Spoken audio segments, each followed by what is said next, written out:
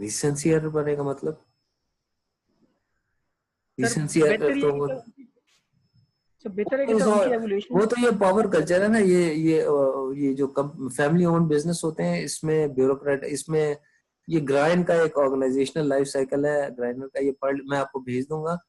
वो अभी ये ऑर्गेनाइजेशन अभी एंटरप्रेन्योरियल स्टेज पे, जब जैसे जैसे जैसे प्रोडक्ट लाइफ साइकिल होता है, ये देखें जब एक इंसान खामोश है। चले मैं आपको एक हिंट देता हूँ वकास साहब,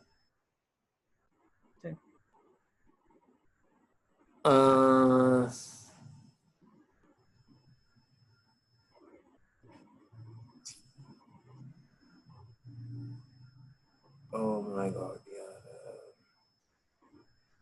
Bernard Shaw.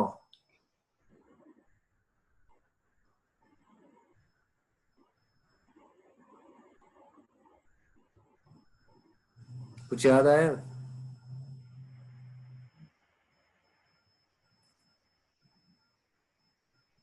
If I say, if you treat somebody like a flower girl, she would act like a flower girl. अब कोई और ना बोले प्लीज, सबके हो गए, आप तीनों के एक्सीलेंट हो गए। And if you treat somebody like a lady, she will act like a lady. ये क्या है? ये एक मैनेजर के हाथ में एक टूल है, उसको क्या कहते हैं? सर जो जिस तरह मैनेजर ट्रीट करेगा सर, तो वो उसके बिहाफ पे सर उस जिस एक्सपेक्टेशन से उसको ट्रीट करेगा वो उसी तरह ये ओके कौन कौन कौन कौन ये सर। तो सर जिस तरह वो उसको ट्रीट करेगा उसी तरह वो उसको रिस्पॉन्स करेगी। अगर वो उसको सर अच्छे वे में ट्रीट करेगा तो अच्छा रिस्पॉन्स करेगी। ये तो नॉवल की बात है, इससे आप स्मगल करें मैनेजर के लिए। सर ये पिग्मेलियन इफेक्ट वाली बात। एक्सेलेंट, पिग्मेलियन तो ये है, लेकिन पिग्मेलियन क्या है?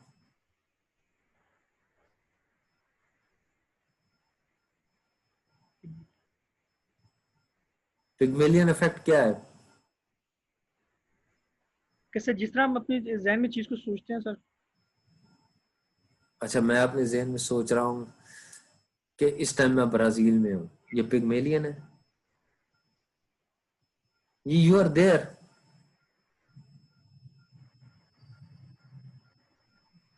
अच्छा एक देखें सुने, एक एविडेंस है, दो बंदों को निकाला, वर्कफोर्स कम हो गई, यानी इनपुट्स कम हो गई, उसके बावजूद परफॉर्मेंस बढ़ गई।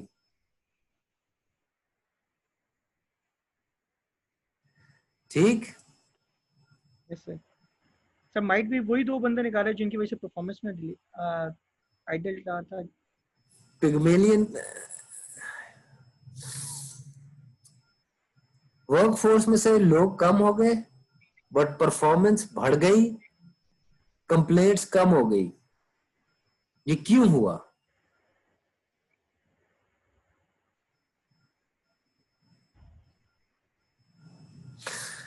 चले जी, कोई और बताना चाहेगा?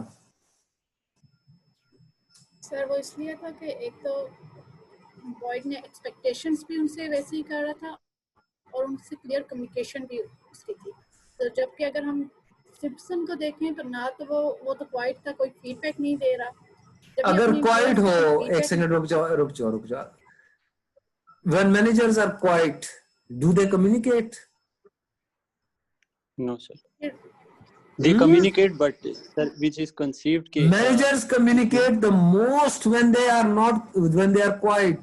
दोबारा पिग्मेलियन याद करो। याद आया? अच्छा अब बिल्कुल sir, when they are quiet. Okay. Performance rises, simple है, parsimonious है, performance rises and falls to the expectations set by the authority figure.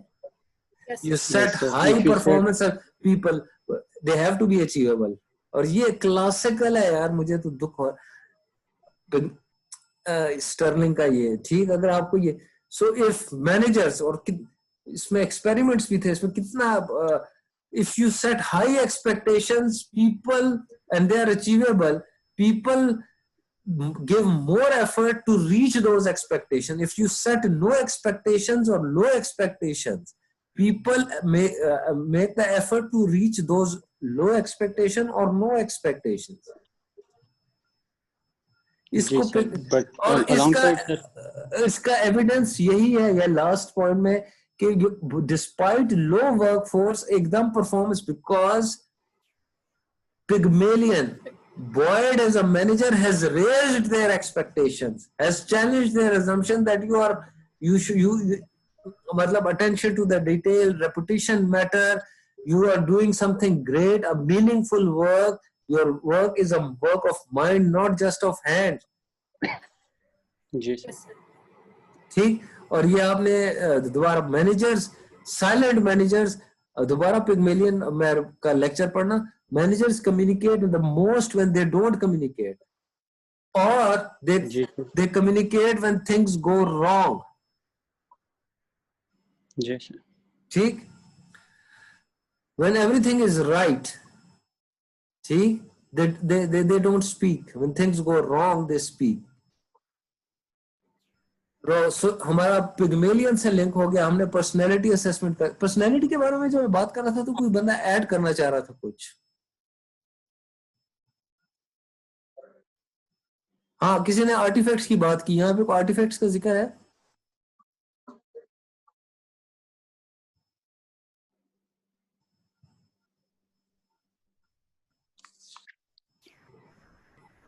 What are artifacts? They are the most visible. Physically, yes sir. ठीक, तो इसमें एक passing point है.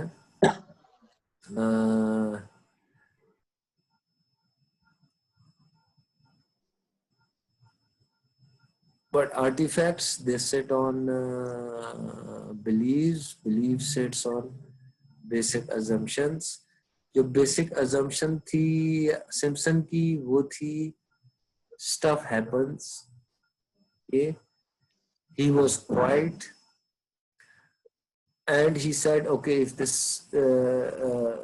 thing has gone wrong, we'll do something else. So he did not set high expectations. He did not, जिस तरह से Coughlan ने उसको क्रिटिसाइज नहीं किया, इसने सिम्पसन ने लोगों को की एक्सपेक्टेशंस रेज नहीं की. बॉयड ने एक्सपेक्टेड पिग्मेलियन की तरह कम वर्कफोर्स के साथ ज्यादा प्रोडक्टिविटी दी, और जो है वो कम कंप्लेंट्स हो गई. अब कौन मुझे कह रहा था कि जी राबिया आप कह रही थी आर्टिफैक्ट्स का जिक्र नहीं है? मैं आता हूँ कहीं. अच्छा,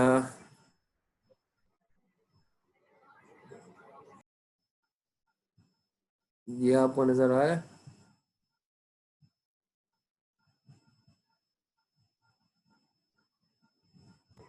Yes sir, yes. You were happy to see that everything looked well organized. Customers often came this area, and it reflected badly on the whole organization when any part was sloppy.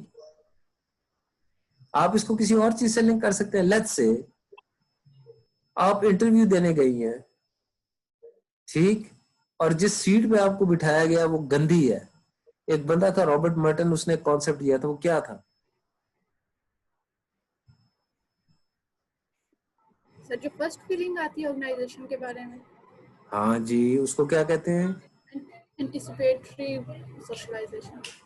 Excellent. यानी इससे पहले कि आपको job offer हो, उससे पहले ही socialisation शुरू हो जाती है. ठीक, एंटिसिपेटरी.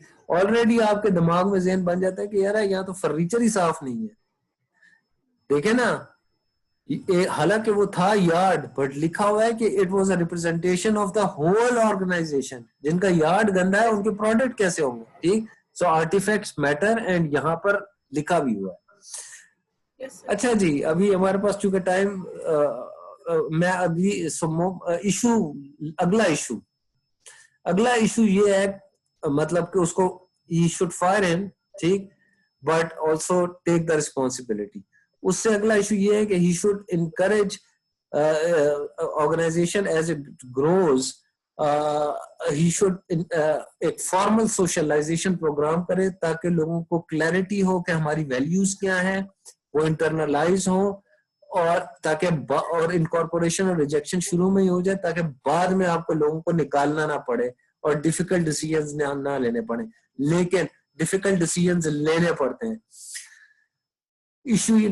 अगला इशू ये है कि आप, ये एक शेयर्ड मीनिंग है सबका कि जी अगर आपका दोस्त है, ये एक सोशल कंस्ट्रक्टिविज्म है। जरूरी नहीं है ये कोई 2+2 4 या ये इनसाइडर ट्रेडिंग चीज नहीं है। अगर बंदा परफॉर्म कर रहा है तो दोस्त भी है, बट परफॉर्म कर रहा है, एविडेंस दे रहा है। हाँ, अगर ये होता, अच्छा, और अगर प्रॉब्लम आइडेंटिफाई नहीं करेंगे तो सेंसन हो सकता है कंपनी छोड़ जाए। कब तक एक इंसान इनइक्विटी बर्दाश्त करेगा, शुरू में कहा था। अब आ जाते हैं एक इशू जो अगला है, जो वो क्या है, वो इशू ये है कि कॉगलिन ये सोच रहा है कि लोग क्या कहेंगे ऑर्गेनाइजेशन में, फेवरेटिज्म, ठीक। एटीट्यूड ऑफ सुपीरियरिटी भी सर इसको कह सकते हैं ना ना कि ना ना अगर वो ना, सुपीरियर है ना तो जो ना, मर्जी फैसले करे।